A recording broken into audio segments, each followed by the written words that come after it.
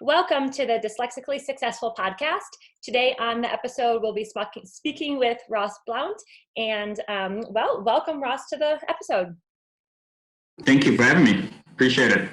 Of course. So this podcast discusses everything about just growing up as a dyslexic learner and what it has been like for you in school and then in your career choice, family, etc. So why don't you get started by just telling us a little bit about yourself? Sure. So I grew up in South Africa and have been living in the US for 10 years now. However, I first found out that I was dyslexic in second grade, attending school in South Africa with both dyslexia and ADD, and trying to cope with it through school. Didn't have too many mechanisms or help in school. Just we didn't have those facilities, didn't have that support. So been just trying to figure it out mostly by myself, and so it's definitely carried through my adulthood. I'm now working up in Boulder. I'm a wealth management advisor, and right now I'm going through a similar transition with my oldest son having dyslexia as well. Right. So going back to your schooling, I think in the United States, just recently now we're starting to identify and support kids better, but that must have been really hard to have to figure it out on your own. What were some of the strategies or things that you remember doing to get by? So the strategy that the school suggested, which is something I did use, not that I encourage it, but the school told me just to take Ritalin, and that was mostly for, I guess, the ADD, but it did help with the concentration. And then with that, I realized that it's going to take me a lot longer to get through my schoolwork. I have to work harder than anyone else. I have to put in more time. I have to ask more questions. So it just meant less time off the playing field after school and more time back in my room studying and working through whatever schoolwork I had. Do you recall feelings of being upset or mad or angry at yourself or angry at the school or anything? I don't know if I was angry or upset. There were definitely times where I wanted to be out on the playing field or playing on the streets with friends, playing soccer. But so that would get frustrating, definitely. It was also very frustrating and at times upsetting while in school, especially during certain subjects like English literature, for example, where we had to read in class. That was always a very stressful period for me. I had classmates, I even had teachers who would almost not compliment, but mention the fact that I couldn't read, that I couldn't pronounce words. That was stressful and nerve-wracking as well. So the fact that they pointed it out that, oh my gosh, look at that, you did it well, was almost like, don't say that or don't bring that up? Yes and no. Some of them, they did say, that's great, that you did that. It's almost like, well, that's a little demeaning. But then there were times I had a teacher that I'll never forget in high school who riddled me for not being able to pronounce certain words or read certain words. And that, being in, I think it was 9th grade, and being told by a teacher that you don't know how to read and you don't know how to that you're not going to make anything of yourself, that was a little disheartening. For sure. I think that this was the 9th or 10th grade, so that was a while ago, and it's still affecting you today. So I think that's just really impactful of how words matter, and whether we're parents or teachers, like those little comments that maybe we're thinking we're trying to be encouraging, but how does the child perceive it? So I'm not sure that he was encouraging there. No, definitely not. But it was not well received. I mean, did it make you like, oh yeah, I'm going to work harder now because you told me I suck, or what? I think it did subconsciously, because, one of the things he did mention is, if you don't know how to read, if you don't know how to get through this comprehension, you're not going to make it through high school, you're not going to make it through college. And I've exceeded in both of those and gone far beyond. Every time I do achieve something, I was like, that's on you, So I think definitely subconsciously it does, but it's not my main motivation for trying to be successful. Right. Well, that's good, because I mean, you could have taken it like, well, that's true. I can't read. I can't comprehend. I'm not going to be anything. Or you could have, you did what you did. Like, all right, this is a struggle I have, but I'm going to prove them wrong. Mm-hmm. And I need to work harder. And like the things you said, and take more time. I'm curious about the Ritalin, because I have never taken medication for concentration, although I'm interested, like, would that really help me concentrate more and not be so flighty, or not? So pros and cons for the medication when you were a kid, do you have a recollection of like how that changed you? Yeah, I mean, I think well, I was second grade at the time when I started. And so I don't recall exactly how it changed me, but there was a period in time, straight after high school, I stopped it. And then going through college, I think it was my second year in college, through finals, the doctor had again recommended Ritalin. And I think that's when I realized how it affected me. It did help me with concentration to an extent, but there were also so many other side effects, bad side effects, that it affected me. And that made me think. I stopped it almost immediately in college. I didn't want to continue just because of those side effects. Although it may have helped just a fraction with concentration, to me the side effects, the negative side effects, were far outweighing. So I wouldn't recommend it to anyone. I know everyone's body reacts differently, but it was not a good experience for me. Right, and that's a really good observation, that you had taken it from the second grade and all the way through high school. Yep. And then you stopped, and then in college, during a stressful period of the finals, the doctor's like, well, get back on your Ritalin. Mm-hmm. So in essence, like, you didn't learn anything. You didn't develop any like real coping strategies to help you focus during that whole time you were on the Ritalin. Like like the drug was giving you that focus, but it's not like because you took the drug, you were able to focus better. You were dependent on the drug, essentially. Correct. Yeah. No, I think you're exactly right there.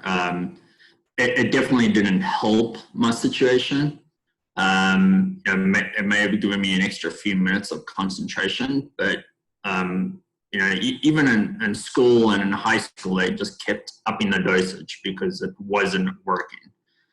And they kept saying, well, if you take a little bit more, or if you take a little bit more, that's going to make a difference. And at the end of the day, there was a difference, but it was not substantial by any means. I would have been just as well off without it, if not better, because of all the side Right. effects. I think that's an important viewpoint to have. I mean, especially since you have the comparison of what you were like on it and then off of it and on it again, and then as an adult. So like, obviously if we're talking to a young child, we could say, well, they don't like to be on it, but they need it anyway. Yeah. But you have that perspective looking back at it. And I thank you for sharing your experience with that. Yeah. So, thinking about, again, you as a child, you said you had frustrations. Anything else come to mind as far as like, how did you identify as a child with dyslexia, or did you identify yourself just as someone who was stupid, or how did that affect you as you were growing up? No, I wasn't. I'm not sure. I don't think I realized exactly what it meant to be dyslexia or dyslexic. Sorry. It was. I knew I had dyslexia, and it definitely affected school and work, etc. But I think there were times as well that I thought, well, I'm just not cut out for this, being school or learning. I was always heavily involved in sport. And I was pretty good at sport. I was in a lot of teams throughout school and in college and after school.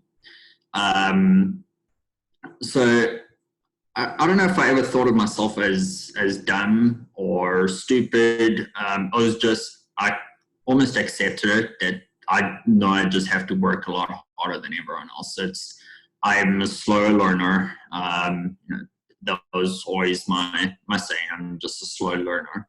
And it's true. I did take longer to learn a comprehension or a math equation or whatever it was. But I think I also realized that having that grit and being able to push through that was going to pay out in the end. Whether it was just getting through college or getting through school or teaching me life lessons. And I think it even transferred onto the sports field and, into the sports I had, because I pushed a lot harder. I knew how to push myself, both mentally and physically. Well, that's a bonus. Who in your life helped you kind of develop that grit? I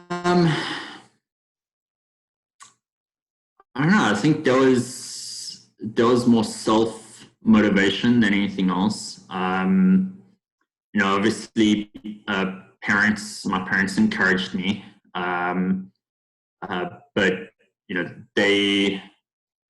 I don't think they realized or they knew how to handle the situation either. But fortunately, my parents are both they were both very hardworking individuals. So I saw, and they were both very successful in their careers. So I saw what hard work can do. So I think that, just transferred over to my current, well, at the time, my current situation of just getting through schoolwork and pushing through and working hard. Right. And I think that's important too. Like, leading by example for our kids is extremely important. Like, we can say every day, like, do good, keep trying, but what are we modeling ourselves? So that's wonderful that you were able, because that, I think we pick up on that even more than what's being told to us. Yep. So very good. Sure, definitely. So what drew you to your career choice? So with, I think, not being able to, well, I struggled with these science subjects. It was way too much studying that I could remember or that I could handle. So I was always good at the numbers. I was able to conceptualize numbers, play them in my head, especially when looking at solutions.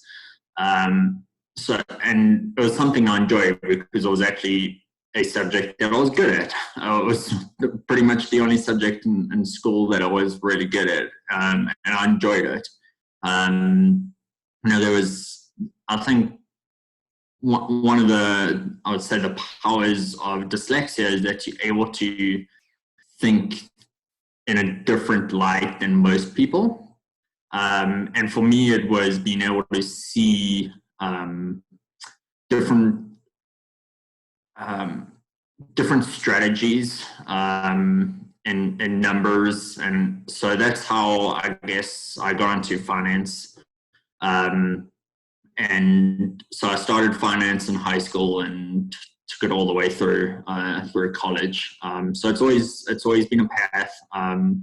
But I guess another layer is my father was he owned his own wealth management firm in South Africa. So I almost grew up with that. Although I was never really involved in his business. I knew what he did, but I was never involved in it. But I was always intrigued and interested about, what is he doing? How is he doing it? So I think that put fuel on the fire. But yeah, I've been doing it since. I haven't done anything else really. I think that's important. I mean, you have found a passion, something that you enjoy, and you were able to make a career out of it. That's great. I feel the same way for my profession too. Like, math was not my strong suit, but physical sciences, like, that is what I got. And like you said, you just accepted how you learned. I felt I've always been a kinesthetic learner. I learned by doing. So I didn't put it together that I even was dyslexic. I just thought, I don't read well. I just learn by doing. So yep. And then, like you said, you kind of have to do that self-motivation.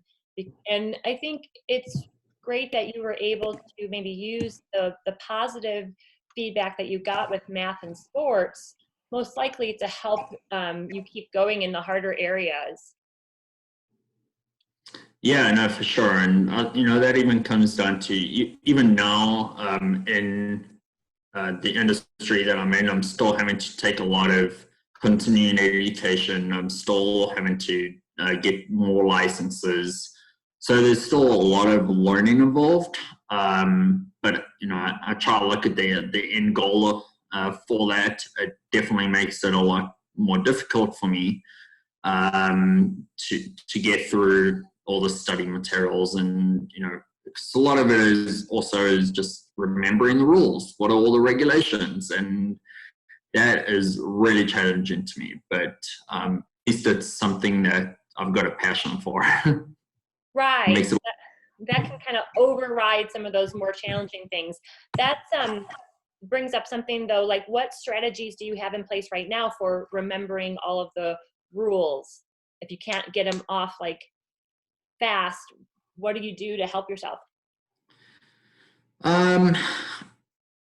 So for me, I've learned that especially I learned it in college, where I cannot, if I'm studying for something, I'm not able to study the night before or a week before. For me, I'm always having to study. So every day I'm trying to learn something. In college, I was come home, study for a couple hours every single day, whether or not I had an exam coming up. And I think that's the same now, is, constantly reading articles, listening to podcasts, and attending seminars. And I think eventually it will sink in. But I know I just got to, keep at it and keep doing it, even if I read the same article, over and over. that happens. So I think that's what helps me remember now. But even so, if you were to ask, tell me about whatever regulation, although I know what that regulation means, I have to think about it. I wouldn't just be able to tell you exactly what it is. I have to take a moment to myself, gather all my thoughts, gather all my my understanding of that regulation, and then come back to you. I'm that definitely is still an issue where I wouldn't be able to just tell you off the bat. I would have to, collect myself and then come back with follow-up. So I think that's a good point, because like if you try to like put yourself on the spot, that can create a lot of stress and make you like mess up. So instead, Yes. giving yourself grace to say, no, I'm going to give you kind of an overview right now, and then I'll get back to you. So whatever your spiel is, I'm sure you have something that like sounds really slick, and then you can get back to them with all the details. Yeah, and I do, fortunately, where even though I meet a lot of clients face to face, I do a lot of follow-ups. So I say, generally, I want to verify that the information I'm telling you is correct. Let me get back to you. And I think most people are pretty happy with that.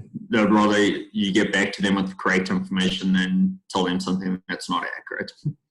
That's really cool too, that you can kind of realize that and understand that it can actually be an advantage. Well, for another thing, you get to have another contact with your client instead of giving them all the information at once and you feeling stressed. So I think that's a really smart tactic and a good workaround to serve both your needs and your client's needs. So yeah, I think it's worked out well. So, and none of my clients know that I've got, that I'm dyslexic or that I've got ADD. So, they probably will never know. But it's, as long as I figured out how to work around that and in a way that they could understand. Right. So 2 questions on that. Do you ever feel like that imposter syndrome? Like all the other wealth management people know more than you and like you're just kind of faking it? Or do you feel comfortable in your profession? No. I guess 2 parts to that. One is when I am having to study for all my CE exams. That is where I feel the disadvantage. And knowing that some of my coworkers have to put in a fraction of the time than I do. However, I think I've definitely feel that I've got a greater sense of strategy, and that goes back to in high school when I figured out I know how to conceptualize and plan. So that has given me a big advantage in the day-to-day work of being an advisor, being able to not look at the big picture, think outside the box, and not just products, but more the overall strategy. And I think that's definitely given me a big advantage than most other advisors have. Yeah, that's common to hear from dyslexic learners. There's a book called The Dyslexic Advantage, and they talk about the 4 mind strengths. And this is your perfect example of that big picture, that being able to see that strategy. They give examples in the book of people who like predicted 9/11, and so much so that the FBI has come into their door saying, what information do you know? But they're like, wow. I could just see all these, not me, but the person. Yeah. I'm like, and so that's really cool. I feel the same way in the sense of studying for exams. Like I had to really figure out which way to study. For me, it was recording the muscles and insertions and origins into a voice recorder and listening to it back. Okay. It didn't work, but it took me a while to come to that understanding. So for you, it's, you know, reading, listening to things multiple times. So I think just whether it's a parent out there listening or even a student who's listening to this right now, just know, like, finding your way to get that information to make sense to you is something really personal, but we can learn, and Yeah. then once we learn it, we have that advantage because we can see that big picture. Exactly. Yeah, I think, you know, nowadays, and or still even, the schools haven't adapted for people with dyslexia. It's still the same type of learning system as it was hundreds of years ago. Nothing has changed. And children now with dyslexia, they have to figure out on their own on what works for them, you know, what strategies work. And it's hard, like I mentioned earlier, my older son is dyslexic, and strategies that may work for me is not going to work for him. And it's just trying to figure out what will work for him and what will help him succeed. And so everyone is different in that capacity. And, you know, I think just having the nice thing is now there is a lot more support than there was when we were back in school.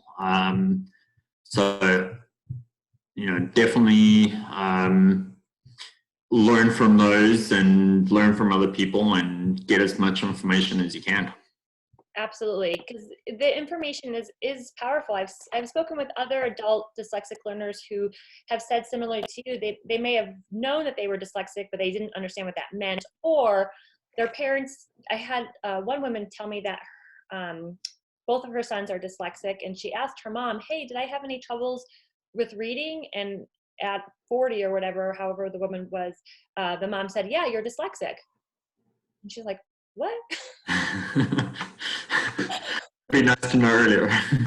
Well, that's the thing. So, I mean, I don't know if parents maybe feel like it's going to be putting our children into a box to give them this label, or putting limitations on them.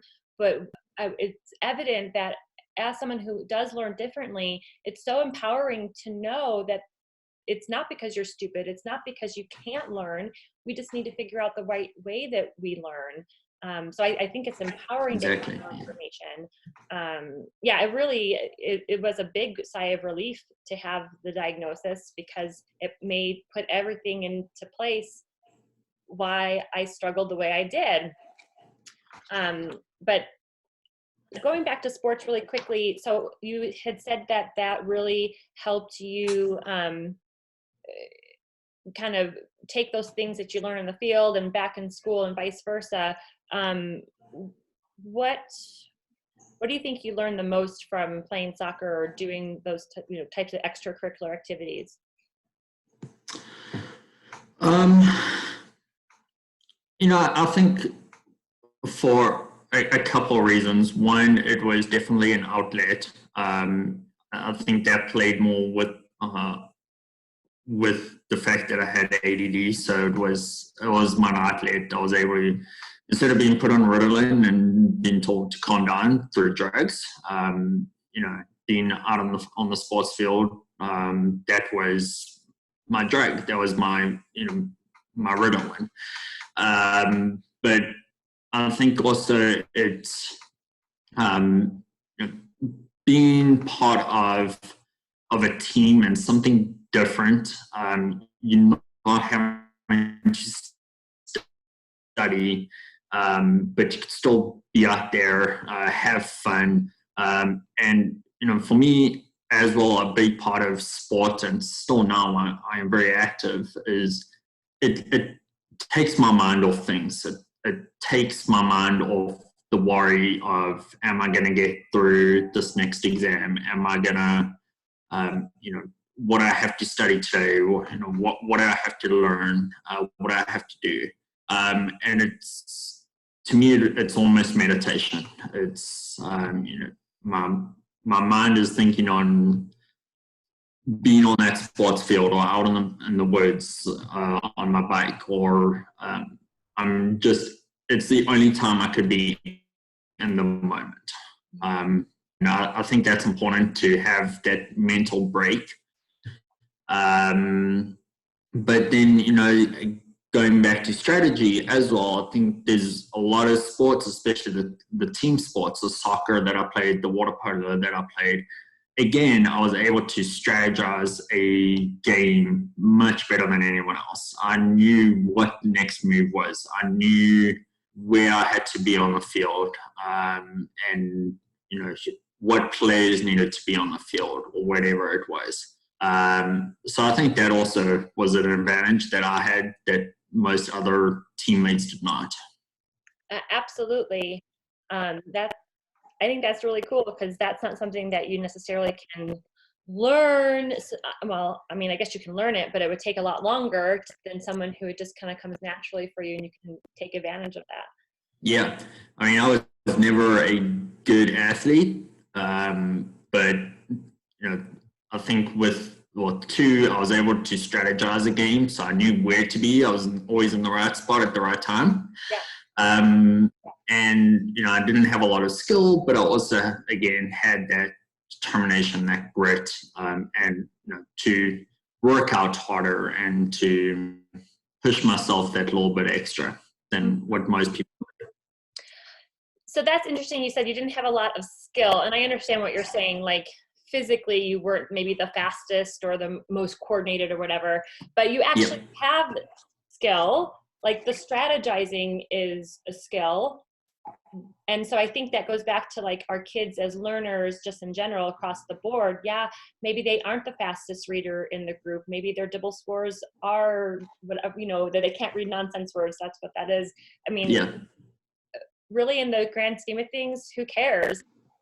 Sure. I don't know why we focus so much on these little minute details that make our kids feel so like defeated, or they have to be pulled out of class. And I get it, but then maybe we don't need to have classes of 32.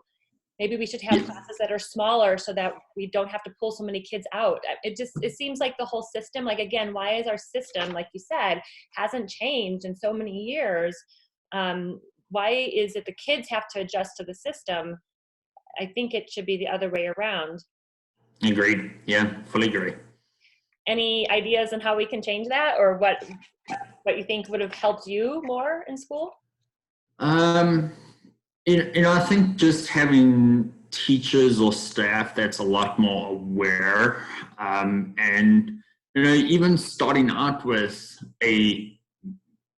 schools that focus on kids with dyslexia, on they're being able to change the way that the whole school system is run is, it's not an easy task, but I think if we do it class by class or even student by student, and then eventually, we could get to a point where there's an entire school that their whole learning system is different than any other school in the area. And I think that will eventually grow. I think there are a lot of kids out there that have the same struggles. But it's always been, it's almost kids that feel ashamed that they have dyslexia, which I can understand, but on the flip side to that is if kids don't speak up and parents don't speak up, nothing's going to change. We've got to try adjust the way that the school system is, that the learning strategies, how kids are based in school, whether or not they're going to pass or fail, it's so broad. It's in topics or subjects or areas that are really not going to make any difference in a person's life over the long term. I don't think for me, my worst thing to do in school was speed reading. And fortunately, since leaving school, I've never had to speed read again. So, it was always something that gave me a lot of anxiety and stress.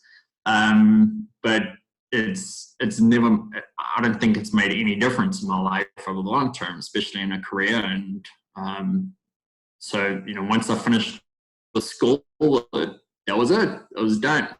And I don't understand why we still need to do those type of activities when they're not going to make a difference in the greater scheme of things. Right. Absolutely. Basically, because everybody else is doing it. And then or let's get faster at reading so we can read more words. Because if we read more words, we're going to learn more stuff. Well, that's may or may not be the case. Yeah. And there's lots of other ways that we can get that information besides just reading the words on the page. Exactly. So everybody does, like you said, learns differently.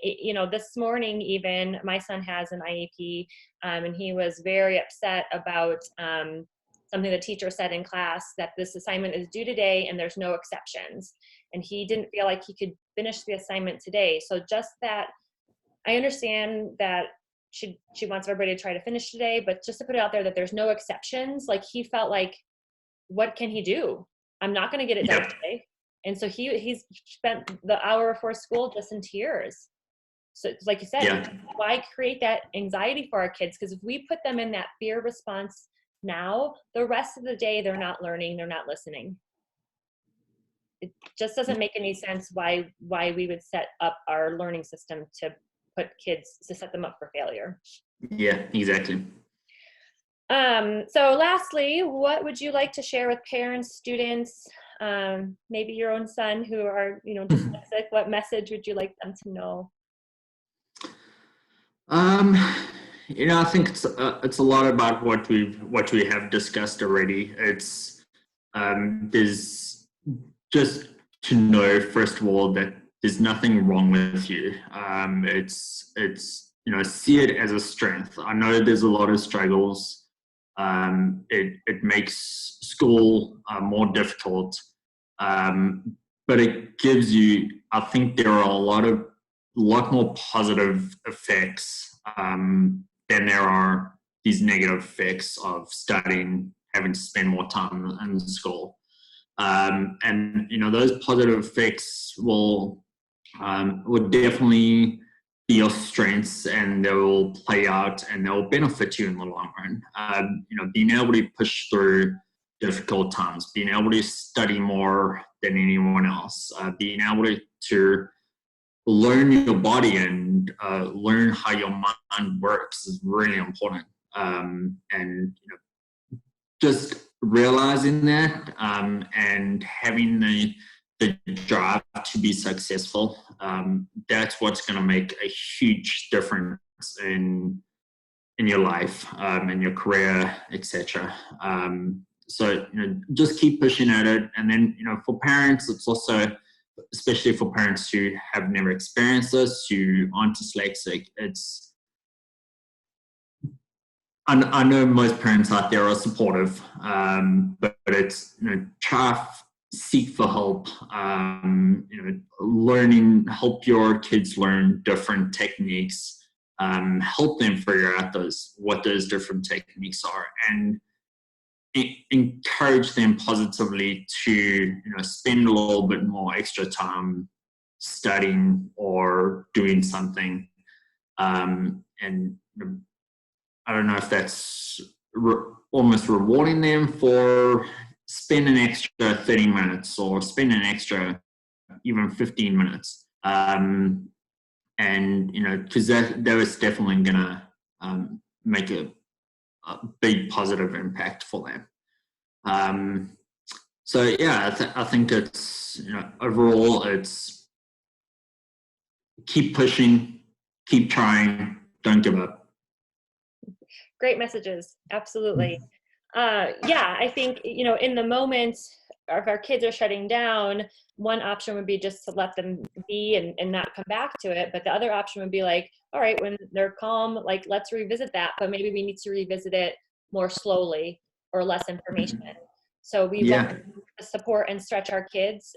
In the school environment, what I see is they're always like being met at this level where everybody else is, and they feel overwhelmed because they're not here. Yeah. So as parents, we have an opportunity to kind of figure out where they are at and work with the teachers or work with them one-on-one at home to kind of build them up slowly. I mean, that was the biggest problem though I had with my first son, is I could see where he was struggling, but I didn't have the tools at the time to help him. So it was a lot of, like Yes. I said, reaching out to the teachers, keep asking questions, keep finding community groups who have more strategies for you to try. So very good. Yeah. No, that's great. Okay, well, thank you so much for joining me today. It was a great conversation. Anything else you wanted to let our listeners know? No, I appreciate it. I'm always happy to help out, and if anyone else out there has questions, I'm happy to help and happy to answer those questions or give any support. So, but I appreciate you allowing me to be on this call with you. Okay, thanks so much. You have a great day. Thank you. You too.